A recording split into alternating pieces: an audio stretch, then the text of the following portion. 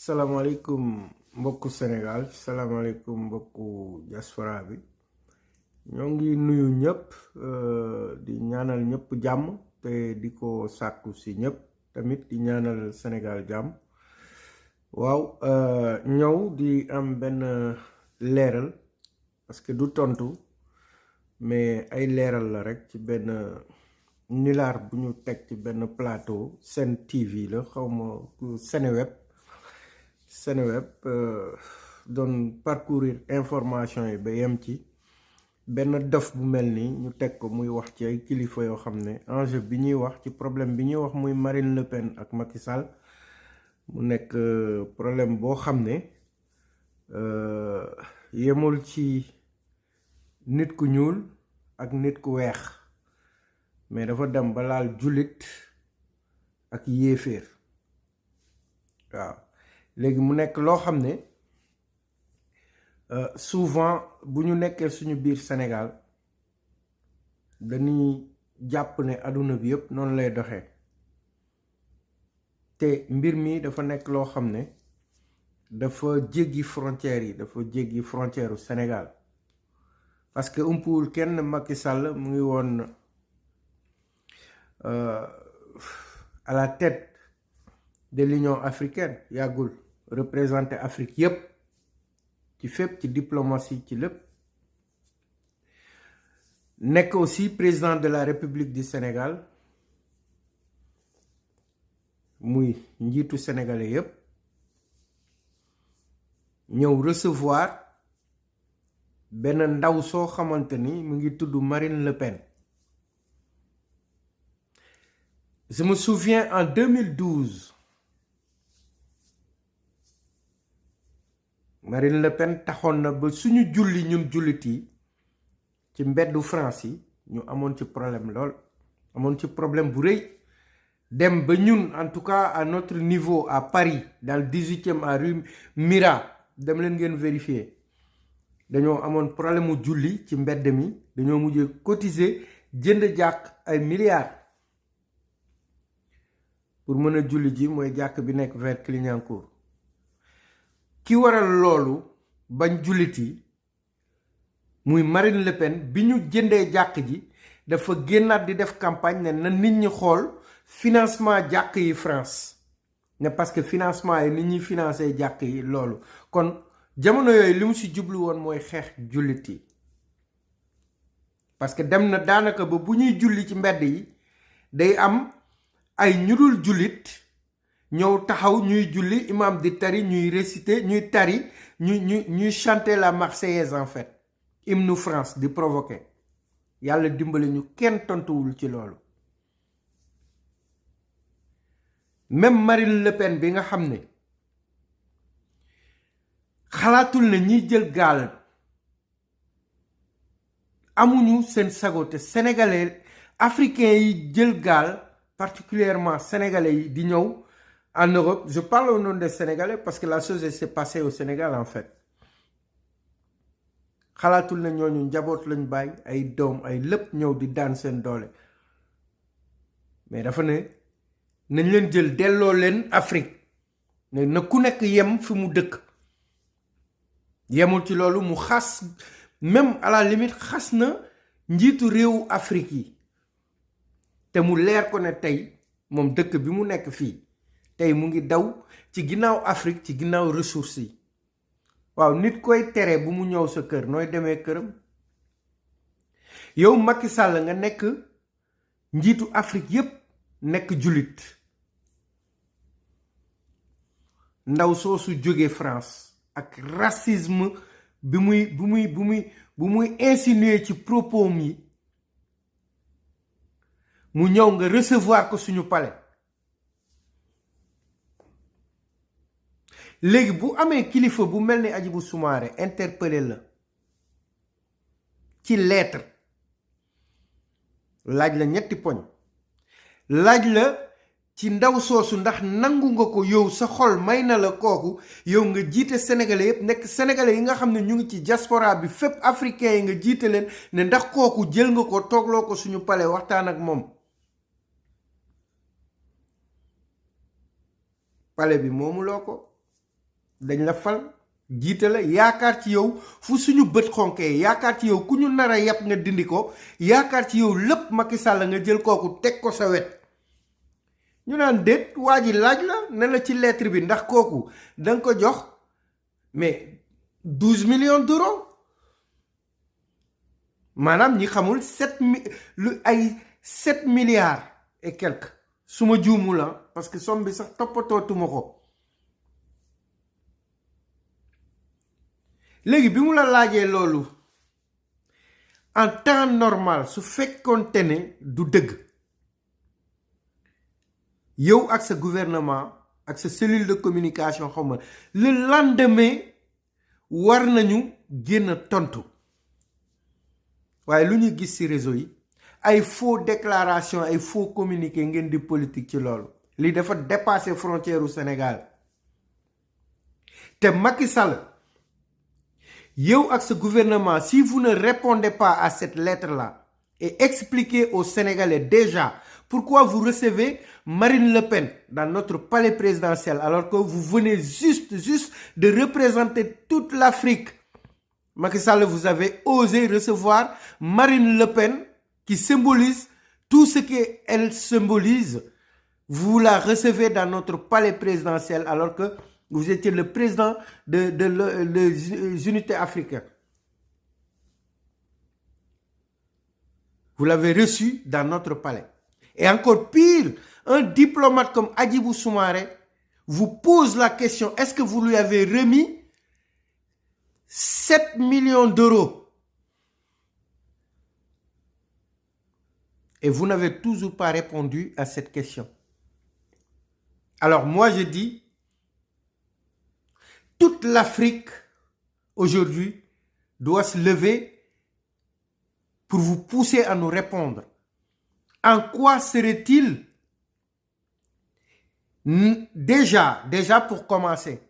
comment recevoir une personne comme Marine Le Pen dans notre palais présidentiel? Qu'elles aillent en Casamance, qu'elles aillent au Sénégal et partout, c'est son droit. On s'en fout d'elle, on la calcule même pas. Parce que nous, on est d'accord que tout le monde doit circuler où il veut. Mais pour elle, nous ne devons pas être en France. Elle refuse catégoriquement de voir la réalité qui est la créolisation de la France qui se passe actuellement et qui est naturelle. Maintenant, il va falloir qu'elle explique aux Français, toute cette masse de Français qu'elle a berné là pendant les élections qui ont voté pour elle en disant oui, elle a raison, elle a un programme et tout ça. Et derrière, elle se casse pour aller au Sénégal et encaisser de l'argent là-bas, 7 millions d'euros. Marine doit expliquer aux Français en vertu de quoi elle les a trahis pour aller au Sénégal, dans le palais de Macky Sall et encaisser ces 7 millions d'euros-là. Si c'est vrai, parce que c'est une question qu'un haut diplomate a posée à Macky Sall et Marine Le Pen. La lettre, elle circule sur Internet. Allez tous vérifier ça. Il leur a posé une question. Est-ce que Marine a reçu 7 millions d'euros dans les mains de Macky Sall au Sénégal pendant son séjour, pendant qu'elle était là-bas? Et j'imagine que ça, tous ceux qui ont voté pour Marine Le Pen doivent lui poser cette question-là. Est-ce que c'est vrai? Parce que le peuple sénégalais attend une réponse de leur président. Maintenant, une chose est sûre, man waxoon naa ko gis nga nilaar yi toog nii ay Seneweb la ay affaire yooyu di wax Seneweb il faut ngeen éviter parce que vous êtes professionnel maintenant ngeen éviter di teg nit yoo xamante ni à la limite dañuy saaga sénégalais yi parce que xamuñu dara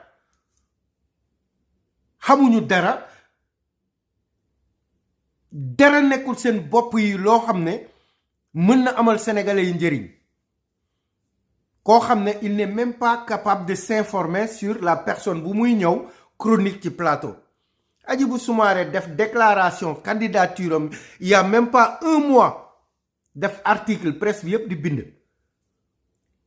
Il faut que ce soit clair, hein? Hadjibou Soumaré a fait sa déclaration. Il sera candidat au présidentiel. Donc, il ne faut pas faire d'amalgame. Il ne faut pas que nit ñi ne woy dafa bëgg a présenter wu wala leneen dafa def déclaration candidature am. Boo leen fàttalikoo sama live bu mujjee j'avais alerté ma am lu ma wax ci live bi ma ne leen kër Hadjibou Soumaré tàkk na sali ba jeex tàkk te mi ngi doog a def déclaration candidature am ma ne leen Sénégal nag am na ñoo xam ne kenn du leen laal ci laa waxee woon ne xeebuma benn candidat mais Hadjibou Soumaré n'est pas Ousmane Sonko Hadjibou Soumaré n'est pas Bougane Gueye Dany am na ñu interprété woon li ma wax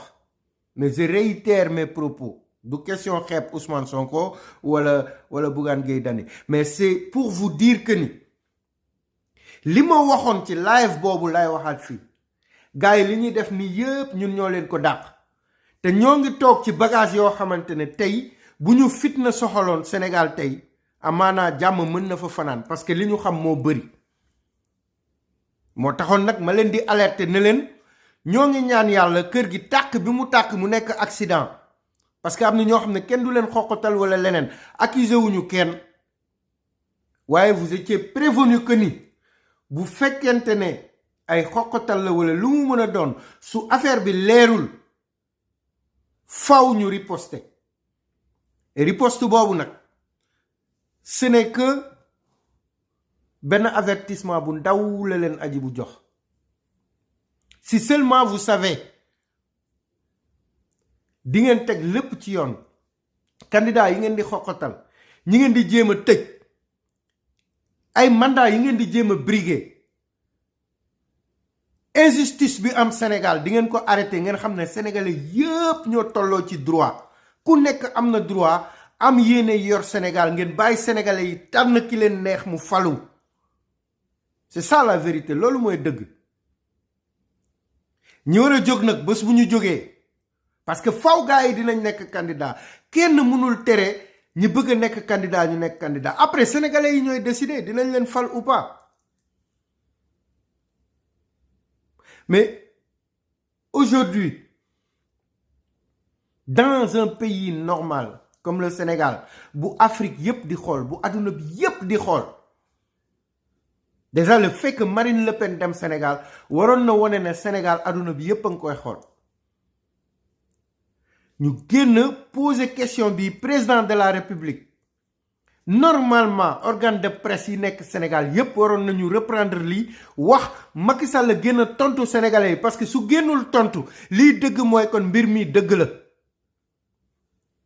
te nag maa ngi koy avertir suy génn tontu wala kenn di génn tontu ils ont intérêt à bien répondre parce que virgule bu ñu ko dindee ci vérité ci mbir mi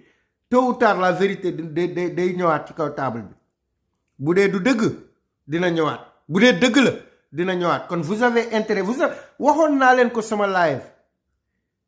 Macky Sall connaît très bien qui est Hadjibou Soumaré ñi nekk ak Macky Sall xam nañu bu baax kuy Hadjibou Soumaré maintenant les petits plomb-plans là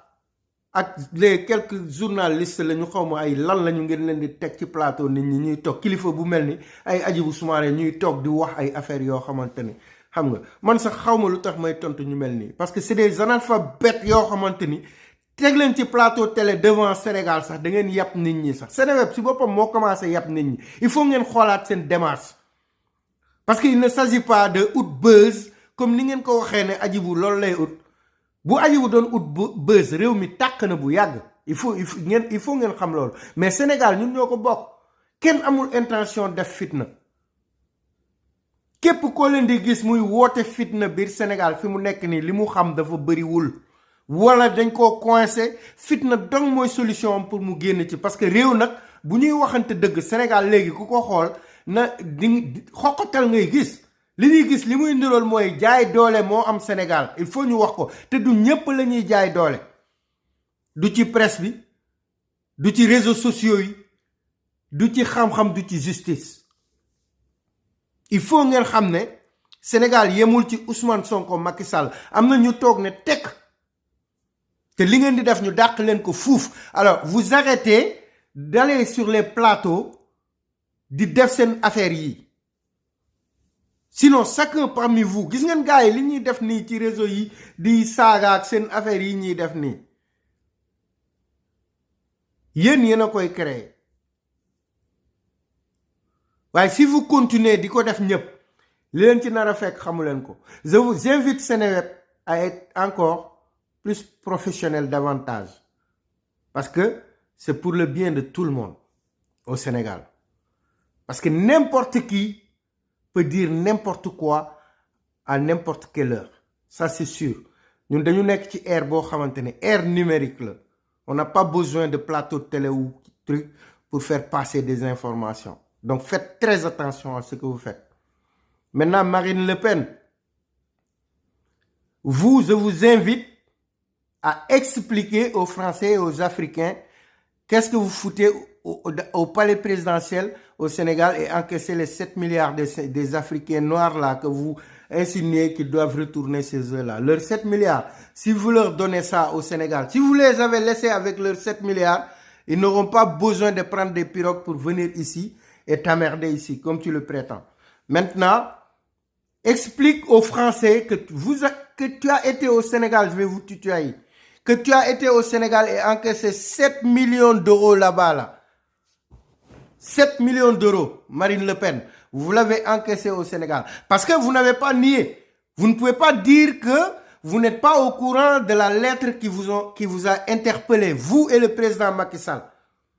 Elle a été très bien écrite en français. Est-ce que Macky Sall vous a remis 7 millions d'euros pendant votre séjour au Sénégal? Expliquez aux Français que vous avez berné, qui ont voté pour vous, sur voilà, chacun doit rester chez lui, on doit protéger le pays, tout le cinéma que vous avez fait aux Français, alors que derrière eux, en fait, vous faites des micmacs, quoi. Arrêtez vos cinémas. Vous savez très bien que nous sommes en ère de mondialisation. Vous avez besoin de l'Afrique, vous avez besoin des Africains. Arrêtez de fatiguer les Français avec vos conneries là pour aller au truc. Maintenant, Emmanuel Macron, le président de la République française, cette affaire-là, elle va trop loin. Parce que moi, si Macky Sall n'explique pas, ou que Marine Le Pen explique, moi j'ai mon idée sur ça. Je ne dis pas que c'est ça, mais personnellement, au fond de moi, si c'est ce que je pense, Macky Sall et toi, vous êtes injustes envers Marine Le Pen. Malgré que elle a ses idées, que toute personne qui se respecte et qui réfléchit ne cautionne pas, mais quand même, elle mérite le respect. Parce que moi, je pense que si vraiment Macky Sall est normal, non, il ne va pas remettre 7 milliards d'euros à Marine Le Pen. Pour moi, c'est une affaire que vous et Macky Sall sont d'accord pour piéger Marine Le Pen parce que peut-être vous préparez votre départ, vous voulez faire le système, parce que vous êtes encore jeune. Ça peut être très possible. Vous dites à Macky Sall, piégez-le, donnez-lui de l'argent, elle encaisse. Après, mon prédécesseur, quand il vient, voilà, celui qui va me remplacer, quand il vient, après, pendant les élections, on va fuiter pour dire que Marine a encaissé, il a reçu. Et ça, c'est injuste. Si c'est ça si c'est ce que je pense, c'est injuste ce que vous avez fait. Maintenant, vous, le président Emmanuel Macron, vous êtes dans l'obligation d'interpeller Macky Sall sur la question. C'est une lettre ouverte. Hein? Elle a été adressée à Macky Sall. Mais ça vous concerne tous. Voilà. Donc, pour terminer, je vous rappelle que toute l'Afrique attend la lumière sur cette affaire-là. Parce que c'est un haut personnalité qui a posé la question. Il a écrit une lettre ouverte en interpellant le président Macky Sall.